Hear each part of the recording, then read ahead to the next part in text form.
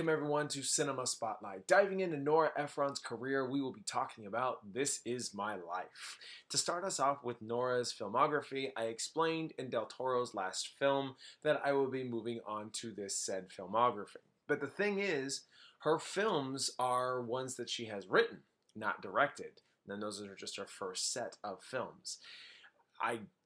When doing this show, I had considered possibly doing that, but unfortunately I am only solely looking at the director spotlight, and she has directed films, but they weren't until much later on. So the films that I will not be reviewing are Silkwood, Heartburn, When Harry Met Sally, Cookie, My Blue Heaven, and The Super. Those films were directed by others, but when Nora started her filmography, directing started here. This Is My Life. The rest of her filmography is down in the description below if you want to see what I'll be reviewing. To jump right on in This Is My Life is about Dottie Ingels and her two daughters. The life Dottie lives is of inspiration and dreams to be a stand-up comedian. When that dream comes true, her life with her daughters start to go in separate directions, and that's what you end up watching, is just basically the entire lifestyle change and the kids that aren't allowed to be a part of it because they're so young. I actually was really surprised by this film. I'm not sure what people are saying about this film today. I mean, it's been 28 years and some change since its release. And I did see that it had like a 40% on Rotten Tomatoes. And while I don't make a habit out of comparing my opinion to other website consensuses, or other people's opinions for that matter, I find myself disagreeing with that rating. What I found was a heartfelt perspective of a mother and daughter, the eldest daughter, recounting the events of the year where everything changed. When the mother starts becoming famous, it leaves the children in the wind and they struggle to find out why everything is happening. This is a light-hearted comedy, one I don't think you'll laugh your butt off to, but I do think you can appreciate it. The dialogue is pretty nice and gets pretentious in some areas, but everyone talks in these long droves and monologues as we get to know them. Makes you feel like that guy you go to the supermarket with and you see him all the time, but you never really spoke to him. He decides to talk to you that one fateful day, and he starts talking about his second divorce and talks about fancy places that you've never been.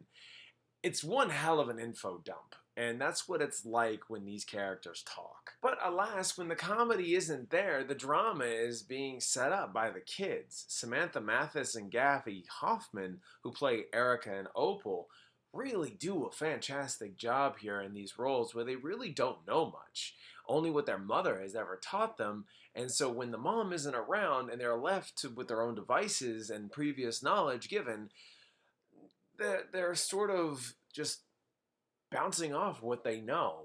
And the people that are around them, the ones that are babysitting them or whatever, sort of encourage the behavior that they're finding out, or it's conflicting their perception of it. It's so interesting to see how one is trying to learn from the other while the other one is still learning herself. It leads to some interesting moments that range from funny, interesting, weird, and sometimes profound. One part in particular was a single shot of the layout of the apartment complex where an argument breaks out. 4 characters are involved, including Dan Aykroyd's character, and the mother switches between 2 rooms to argue her point. No cuts, just the camera stationary in one position, and you just watch everything unfold. It was really, really interesting, and I was like, it felt like in this moment, this is the film trying to say something. It wanted to tell me more than what it was given, and that scene was the moment it created, and it delivered. This is the kind of film I think that if it was made today, might have been wittier, funnier, more clever in editing styles, and it would have been the sleeper hit of the year. I can imagine that. This was really not a bad film, and I'm happy that I gave it a watch. I think it's a film that I think some of you might enjoy. For that, I liked This Is My Life, but I would not own. If it came up again, I'd probably watch it. Good deal. Alright everyone, this begins my journey into Nora Ephron's filmography. Check out the description below to find out the films that I'll be reviewing of hers. Thank you all so much for watching, and if you have seen This Is My Life, let me know down in the comments. Be kind, be reasonable, and let's talk. Like, share, and subscribe, and click that bell so you don't miss another video. With all that said, I hope you all have a fantastic and wonderful day. Until next time.